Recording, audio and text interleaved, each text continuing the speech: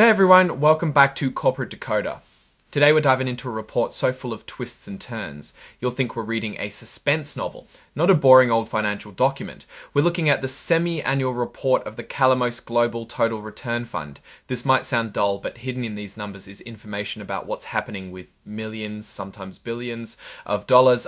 This report covers the 6 months from November to this year. It's a peek under the hood of a fund that invests in a mix of global stocks and bonds, so it gives us clues about where Calamos sees opportunity and risk in today's markets.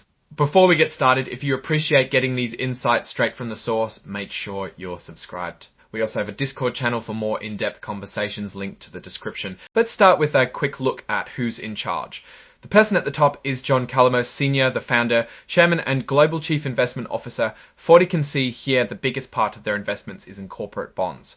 We'll go deep into what the financials mean, but let's first get into some numbers. The report actually covers a family of funds, so make sure to look at the right one. For now, let's set our sights on Calamos Global Total Fund, also known as ticker symbol CGJUCES. This fund's net asset value per share scale, some cal de format 22. That's roughly equivalent to how much each share is worth if you sold everything off today. Stands at Dorine or the 4829 of F or 43 Oreo decimals of 2000 C's Osuru unit ref 1422 named Haas ARIF Alpha 3 IC 6610 to 27 Alpha 03 C 2662 2000's net asset value per common share. That's roughly equivalent to how much each share is worth if you sold everything off today. Stands at Eaton infraction context reftem TI ED66220 unit ref 5229 Buffer. Keep in mind that the fund issues something called mandatory redeemable preferred shares. Think of these like debt, but with some equity qualities. They have issued an outstanding shares series C to E. They then use this money to invest. Again, we need to remind that these are not open-ended.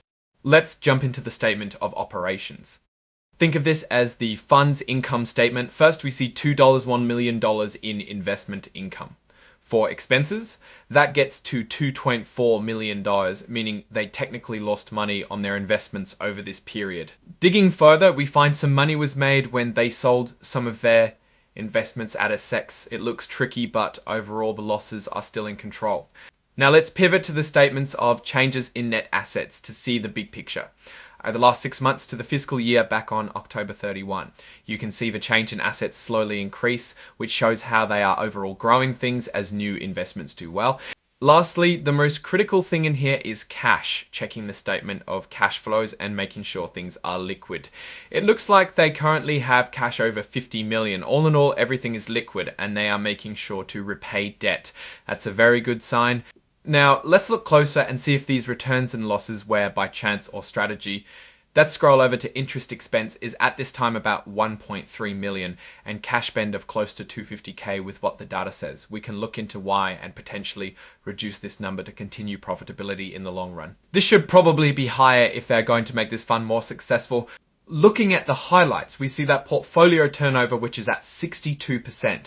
This means there is a lot of sales going on here, with their investment advisory fees at about 2 patchin. To get into whether now is time to buy, let's get into my opinion. Calamos Global Total Return Fund presents a mixed bag.